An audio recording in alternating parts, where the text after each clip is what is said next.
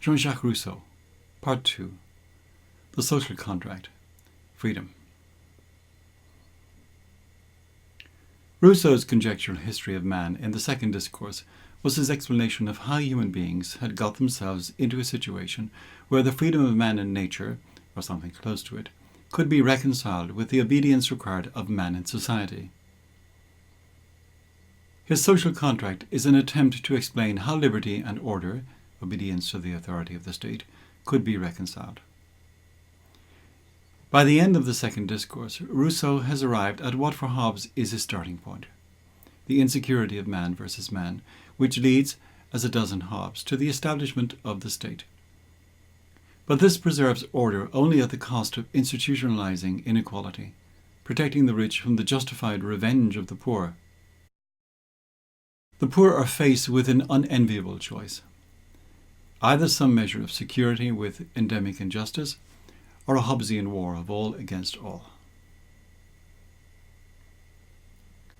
Some 19th century German scholars saw a fundamental discrepancy between the Adam Smith of the theory of moral sentiments and the Adam Smith of the wealth of nations. This discrepancy they christened das Adam Smith Problem. Some people think there is a Jean-Jacques Rousseau problem. We seem to have one Rousseau the individualist in the discourses, particularly the second discourse on inequality, and yet another Rousseau the socialist in the social contract. It's hard to reach a scholarly consensus on whether or not there is a problem here, but if there is, the reason for it would appear to be the fact that Rousseau's writing is simply inconsistent. Many people have a suspicion that if you want to become a famous philosopher, the last thing you should do is to strive for clarity. Ayn Rand sardonically remarks that if you want to propagate an outrageously evil idea, your conclusion must be brazenly clear, but your proof unintelligible. Confusion and contradiction feed the scholarly industry, where professors can argue happily for years as to what it was that you really meant. Confusion has always surrounded Rousseau's political ideas, writes Johnson, because he was in many respects an inconsistent, contradictory writer. One reason why the Rousseau industry has grown so gigantic. Academics thrive on resolving problems. In some passages of his works, he appears a conservative, strongly opposed to revolution. But his writings also abound with radical bitterness. Georges Sorel would seem to be of a mind with Johnson. Commenting on Sorel's Reflections sur la Violence, John Bull says that Sorel maintained that Rousseau was unintelligible, but that this lack of intelligibility did not matter. The idea of the general will and the Marxist theory of value, notable and perennial torments for students of political thought, both prove, says Sorel, how important obscurity can be in giving force to a doctrine. Of course, it is quite beside the point to try to understand either. George Sabine remarks, somewhat more charitably, the difference between the earlier works and the social contract is merely that in the former he was writing himself free from an uncongenial social philosophy, and in the latter he was expressing as clearly as he could a counter-philosophy of his own. The uncongenial social philosophy Sabine has in mind is individualism, as we find it in Locke and Hobbes. The thinker who was to release Rousseau from subjection to any lingering disposition to be individualist was, surprise, surprise, Plato. George Sabine may see Rousseau's return to Plato as a release from bondage. I would see it rather as the resubjection of modern political thought to the collectivism of the Greeks. For the mature Rousseau, then, the collectivity comes first, the individual a distant second. The naked individual is nothing. Anything an individual has of value, his desire for happiness, his language, all these come from his society. Sabine expresses Rousseau's point clearly. Within a society, there may be individuality, freedom, self-interest, respect for covenants. Outside it, there is nothing moral. From it, individuals get their mental and moral faculties, and by it they become human. The fundamental moral category is not man, but citizen. Here we can see clearly once again the egregious conflation of the social with the political, which was characteristic of classical thought. Clearly, man is a social animal. Clearly, language and moral upbringing happen in society. But none of this necessarily implies anything in particular about politics, least of all its legitimacy. The social contract opens with a piece of magnificent rhetoric. Rousseau writes, "Man everywhere is born free, and everywhere he is in chains. One believes himself the other's master, and yet is more a slave than they." This resounding claim might, and often does, give the impression that what Rousseau is advocating is the return to the state of nature and the condition of original freedom. But that's not so. As we've seen, for Rousseau, human beings are not really human unless they are members of society. The state of nature is not in fact a golden age, an Eden from which we have unaccountably departed and to which we need to return. Looking forward briefly to where Rousseau is leading us, we shall see that he thinks there is no way back to the state of original innocence in which every man is naturally free. The only way is forward, and that brings us to his account of the social contract and the general will. Rousseau's notion of the general will may have been clear to Rousseau, but I suspect he was one member, perhaps the only member, of a very small appreciation society. Rousseau's idea of the social contract, with the notion of the general will at its core, is, not to put too fine a point on it, simply baffling. If I wanted to be rude, I might call it incoherent. It seems to mean something like this. By means of the general will, which is not the will of the individual citizen, nor even the will of a majority of citizens, but somehow a will that transcends the merely empirical, the laws which we are obliged to obey are willed by each and every citizen, not factually, but as it were counterfactually, so that obedience to these laws is obedience to our own will, and not to the will of another. Thus freedom is preserved together with order. It is doubtful whether any existing state manages to be a complete and pure expression of the general will. That being so, a paradoxical consequence of his view is to make Rousseau in some sense a philosophical anarchist, inasmuch as no existing state exercises legitimate authority over its citizens. In concrete circumstances, each man's self-interest is determined by his particular history and circumstances. The general will, then, is not simply the will of a majority, as is said to obtain in modern democracies. It transcends such mundane realities, though there are passages in Rousseau that seem to support such an interpretation. It is rather what all would will for all if they were to abstract from their individual biases and concerns. In an eerie anticipation of John Rawls's Veil of Ignorance, Rousseau suggests that if we posit a moment of equality, then each man, when consulting his own interest, will be consulting exactly the same self-interest as everybody else, because he will no longer have unequal self-interest to tell him which way to vote. Political society is neither natural nor is political rule natural. If they are to be justified, this can be only by some convention requiring the consent or agreement of those who will be subject to such rule. The social contract is, properly conceived, not so much an historic event located at some particular point in the past, as it is the naming of an analytically necessary continuing act by which we constitute and recognize ourselves as members of a political community. By virtue of the social contract, we exchange our natural freedom for civic freedom. It's difficult to understand why Rousseau makes any use of the notion of a contract, given his perspective on the state of nature. Equally difficult to understand is how his contract is supposed to be a contract. Individuals have no rights unless and until they are members of society, so society cannot be constructed by any kind of contract between pre-social individuals. George Sabine remarks, "The imaginary act by which a society is produced is not even remotely like a contract, because the rights and liberties of individuals have no existence at all except as they are already members of the group." Rousseau's whole argument depended upon the fact that a community of citizens is unique and coeval with its members. They neither make it nor have rights against it. It is an association, not an aggregation, a moral and collective personality. The word contract was about as misleading as any that Rousseau could have chosen, writes Sabine. With these problems to one side, we may ask what the social contract is for. It is to provide a solution to the problem of finding a form of association that will defend and protect the person and goods of each associate with the full common force, and by means of which each, uniting with all, nonetheless obey only himself and remain as free as before.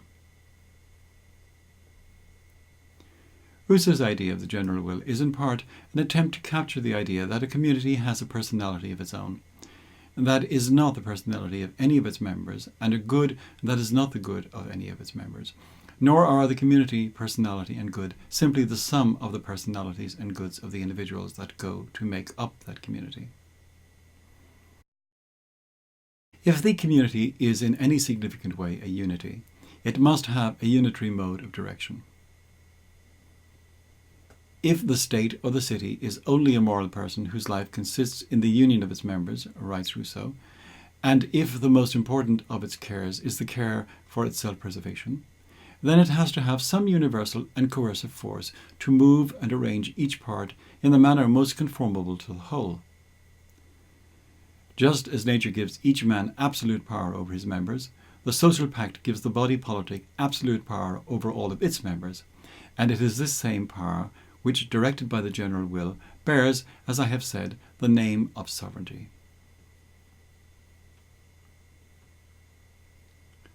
Law made by the general will must be general in scope and apply to all equally. Although individuals cannot but be concerned with their own circumstances and interests, nonetheless they can support laws made to secure the interests of all. This situation is more likely to come about if the economic and social situation of every citizen is more or less the same. Rousseau's notion of the general will found a home in Kant, and from there to Rawls, in Hegel, and perhaps most surprisingly, even in Burke. Hegel took it to be the spirit of the German nation, while Burke tended to see it as being embodied in the culture and traditions of England. Sabine comments that, in Burke, the corporate life of England became a conspicuous reality. The general will was released from temporary bondage to Jacobinism and made a factor in conservative nationalism. Burke's version of the general will is also couched in terms of contract. For Burke, as we shall see, society is indeed the product of a contract, but a very special kind of contract. Clearly, then, there can be tensions between the individual will of a citizen, or of particular groups of citizens, and the general will of the whole society. Apart from rejecting its identity with the will of the majority, Rousseau was conspicuously vague about the method for ascertaining the general will. Exactly how is a general will to be made manifest? How is one to know what it is? Is it enough that the individual wills of citizens are refined by considerations of universality so that they converge on, if they don't exactly equate to, the general will? Tempting as this explanation is, Rousseau is disinclined to think that self-interest, however refined, will result in the production of a general will, because of a lack of the requisite virtues in citizens. To overcome this problem, Rousseau introduces the puzzling figure of the legislator to bring about the conformity of diverse wills. This, while momentarily helpful, is ultimately to explain the obscure by the more obscure, for if the notion of the general will is problematic, the notion of the legislator is scarcely less so. Rousseau says of the legislator that he is in every respect an extraordinary man in the state. He has to persuade people to obey the laws, but not by argument, for arguments would be too abstruse. The wise who would speak to the vulgar in their own rather than in the vulgar language will not be understood by them. Yet there are 1,000 kinds of ideas which it is impossible to translate into the language of the people, since each individual, appreciating no other scheme of government than that which bears directly on his particular interest, has difficulty perceiving the advantages he is supposed to derive from the constant privations required by good laws. Not being amenable to reason, the people must be persuaded by some other means. Thus, since the lawgiver can use neither force nor reasoning, he must of necessity have recourse to an authority of a different order, which might be able to rally without violence and to persuade without convincing. A common method by which this is done is for the legislator to claim that his laws emanate from God or the gods. While states and tribes in the past have had lawgivers who have claimed to receive the laws whole and entire from God, it would be difficult in our more cynical times to persuade the general public that my laws are God's law. The legislator has all the appearance of a deus ex machina, appearing from outside the intrinsic dynamics of the story to solve the insoluble problems that the characters have got themselves into. The legislator will provide the impetus to the creation of a collective identity that will overcome the residual defects in virtue that would otherwise inhibit the achievement of the general will. The legislator persuades the citizens to move towards what is really good for them, but worryingly, he does so by non-rational methods. Rousseau's account of the social contract would seem to make the claims of any particular individual subordinate to the general will. Yet Rousseau could never seem to rid himself completely of the idea that individuals have some rights that even the general will must respect. He writes, within the confines of a single chapter, that the social pact gives the body politic absolute power over all of its members, whereas each man alienates by the social pact only that portion of his power, his goods, his freedom, which it is important for the community to be able to use.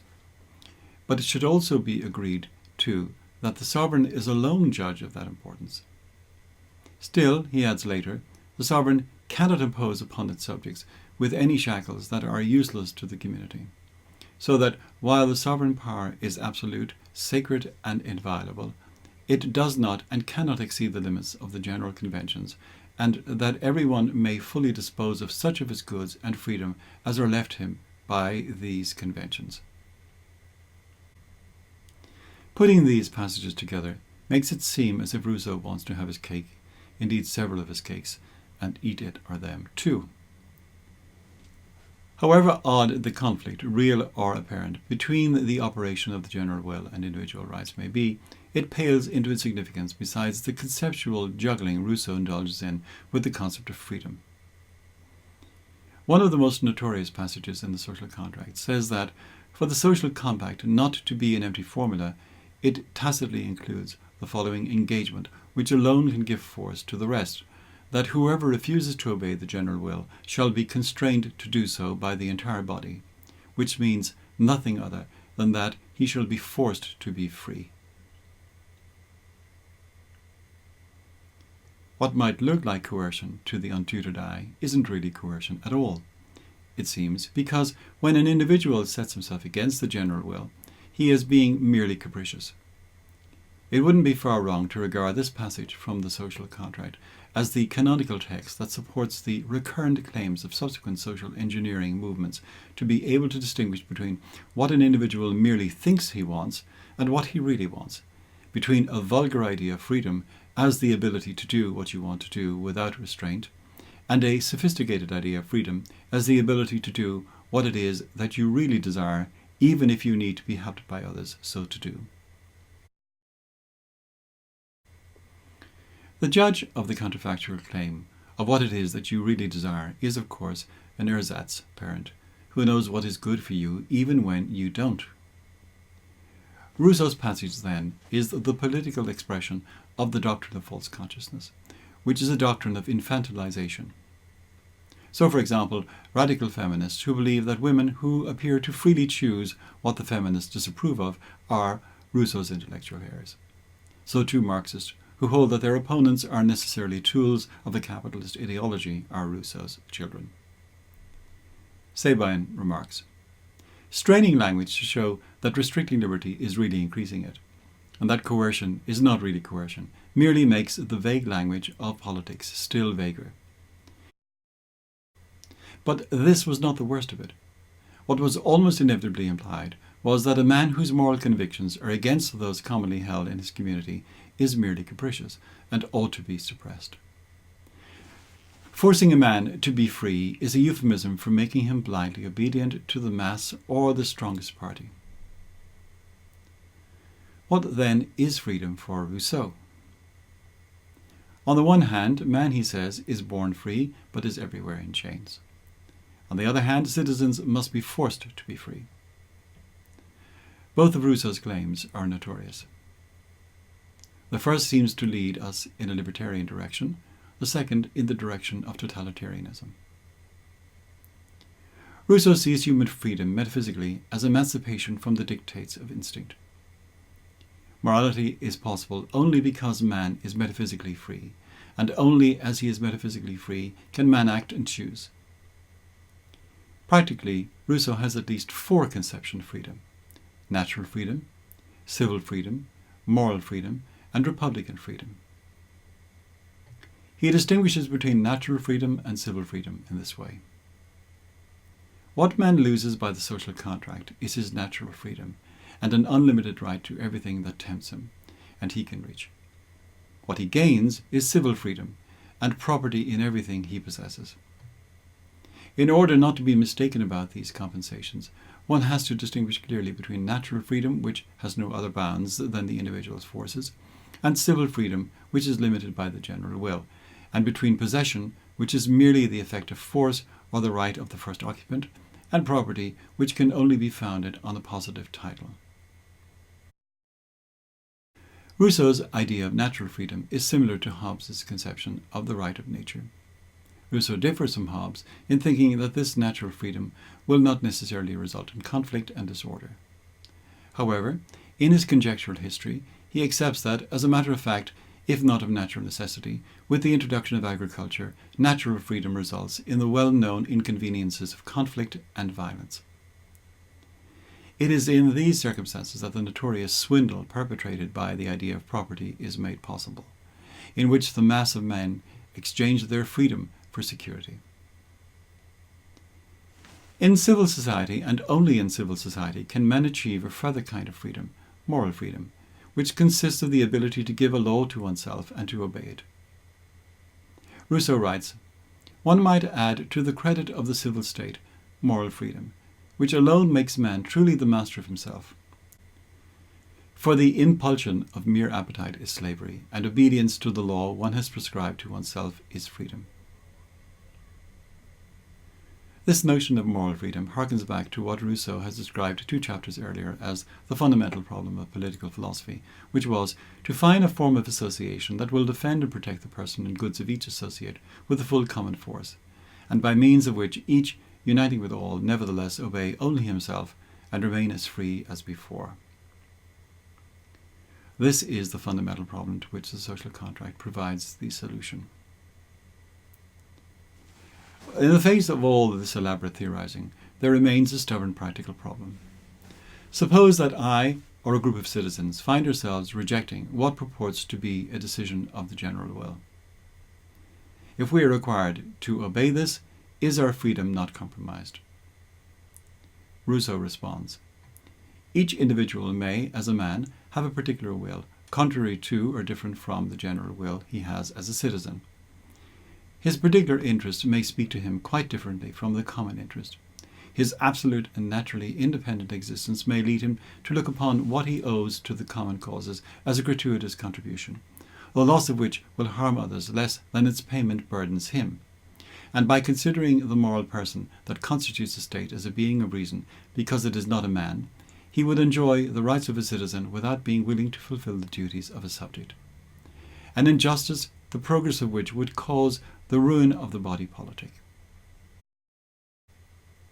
The trend of Rousseau's response to this objection is to say, in effect, that the citizens' prior commitment to the general will overrides the caprice of their particular inclinations, so that in being required to obey the law, they are in fact being required to obey themselves, their better selves, as it were.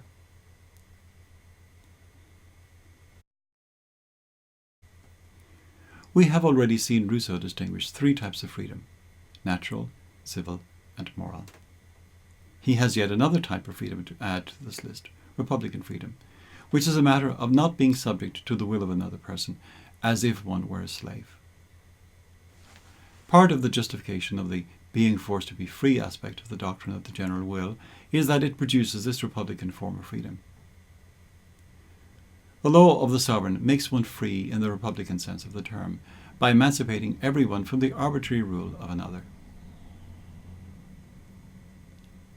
Rousseau's admiration for the Greek polis and the Roman Republic is one reason why he valorizes a republican conception of freedom, and also a reason why his political thought has no direct application to the political realities of his time. There is very little direct correspondence between the France of the 18th century and 4th century BC Athens. Rousseau's thought is a modern expression of classical ideas, particularly those of Plato. His object of concern is the city-state, the polis, an idealized Geneva, not the modern states by which he was surrounded. This adds another layer of complication to the already complicated task of applying Rousseau's ideas to the contemporary political realities. Rousseau distinguishes between the sovereign, which is the locus of the general will, and the government, which is simply an agent of the sovereign that is given the task of overseeing the day-to-day administration of the state. The well-known, indeed notorious, agent-principal problem rears its head. How can the principal, the sovereign, ensure that its agent, the government, doesn't go into business for itself at the expense of the sovereign? The larger the state, the more likely it is that this problem will become severe. For this reason, and for others, Rousseau believes that there are natural limits to the size of the state. Once again, his model is that of the polis and his own native Geneva.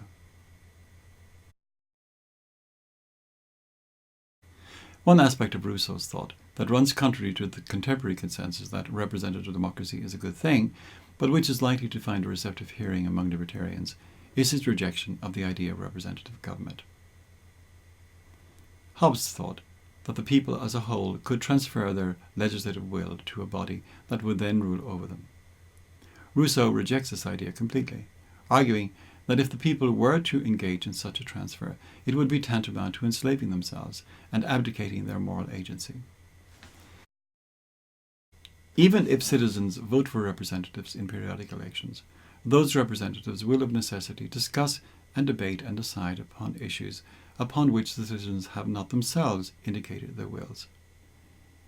If representative democracy is unacceptable, what of direct democracy? Well, given Rousseau's admiration for the Greek polis, this is theoretically acceptable, but impracticable in any state such as France or England. Rousseau rejects the sham of political representation, since he thought the sovereignty of the people cannot in fact be represented. Government is not an entity with delegated powers to do as it wishes, but merely an executive committee at the disposal of the general will.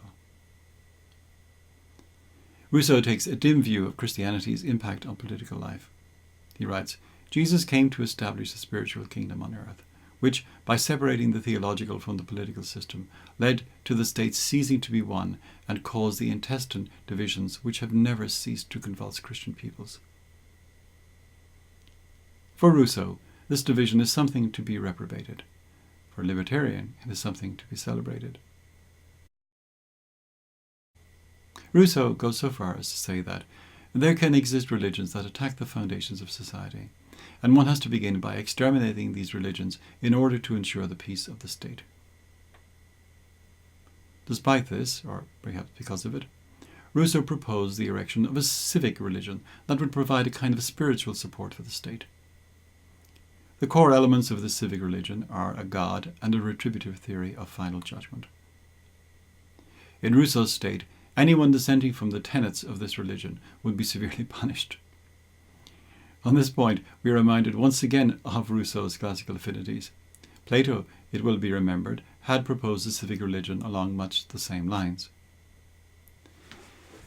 Rousseau has often been accused of being an incipient totalitarian. Individuals alienate all their resources to the political community, and the sovereign imposes the laws. However, since the sovereign is the people, the laws are imposed by the people upon themselves, and so, according to Rousseau, tyranny is avoided. The defining features of Rousseau's political teaching, writes Gurevitch, is freedom under self-imposed law. By being a party to the social contract, each one of us is a member of the sovereign. The sovereign's will is the general will. The general will declares itself through laws. To obey the law is therefore only to obey oneself, and obedience to the law one has prescribed to oneself is freedom. Was Rousseau a proto-totalitarian? Was he a radical liberal democrat? Was he a precursor of modern conservatism, communitarianism?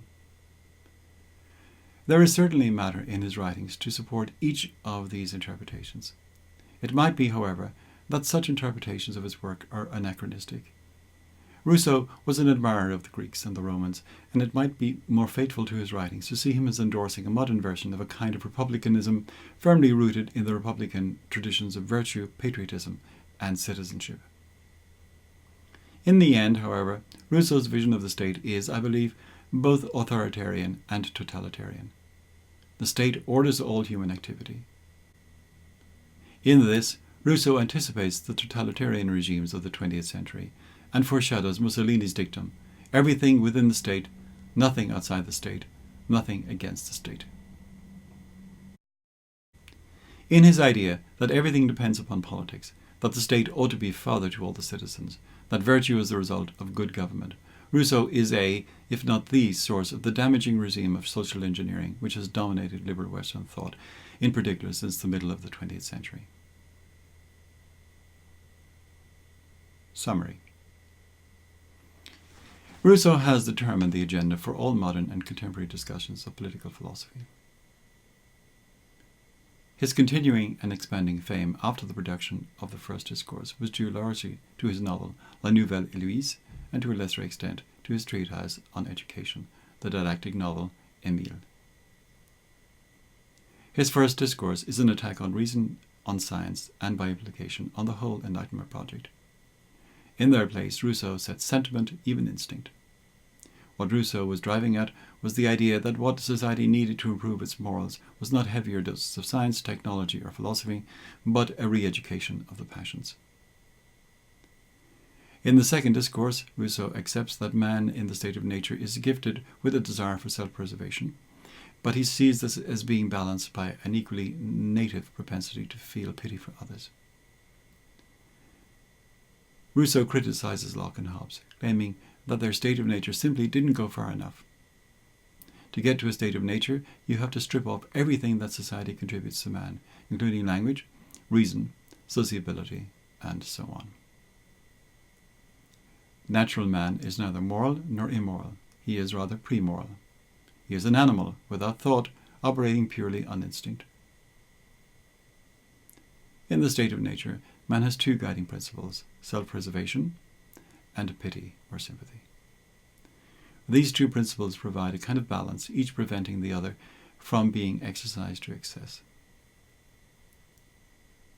In this no longer innocent condition, conflict now arises, and since those with property have more to lose than those without property, they propose a compact to set up a supreme power that would rule all men in accordance with law and protect the possessions of each. Property is the source of almost all human ills, certainly the ills of inequality and the vain desire for reputation. For the mature Rousseau, then, the collectivity comes first, the individual a distant second. The naked individual is nothing. Anything an individual has of value, his desire for happiness, his language, all these come from his society. By means of the general will, which is not the will of the individual citizen, nor even the will of a majority of citizens, but somehow a will that transcends the merely empirical, the laws which we are obliged to obey are willed by each and every citizen, not factually, but as it were, counterfactually, so that obedience to these laws is obedience to our own will and not to the will of another. Thus, freedom is preserved together with order. What then is freedom for Rousseau? On the one hand, man, he says, is born free but is everywhere in chains. On the other hand, citizens must be forced to be free.